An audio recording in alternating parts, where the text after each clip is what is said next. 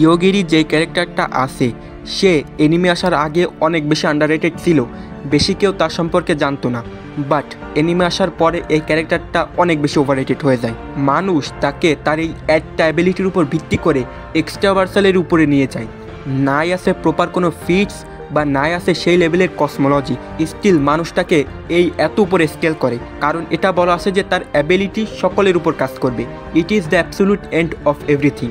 তো দেখো, আমি যদি ইয়োগিরির ট্রু ফর্মকে মোটামুটি কসমোলজির মাধ্যমে স্কেল করি, দেন সে ম্যাক্স টু ম্যাক্স আমাদের আউটভার্সালে আসে। কিভাবে আসে যদি আমি কোনোদিন এই ভার্সের কসমোলজিকে এক্সপ্লেন করি, দেন সেদিন জানতে পারবা। তার যে অ্যাবিলিটি সেটা আউটভার্সাল ক্যারেক্টারকে এফেক্ট করতে পারে, বাট তার থেকে হাই, যেমন হাই আউটভার্সাল লেভেল ক্যারেক্টার, এদেরকে কোনোদিন এফেক্ট করবে না। এছাড়া আউটভার্সালের মধ্যেও এমন ক্যারেক্টার আছে লাইক অ্যালোভেনাস, এই ক্যারেক্টারের উপরেও ইনস্ট্যান্ট ডেথ কাজ করবে না। আর মানুষটাকে হাজুন, ফ্যাথরিন, আকুতোসার সাথে কম্পেয়ার করে।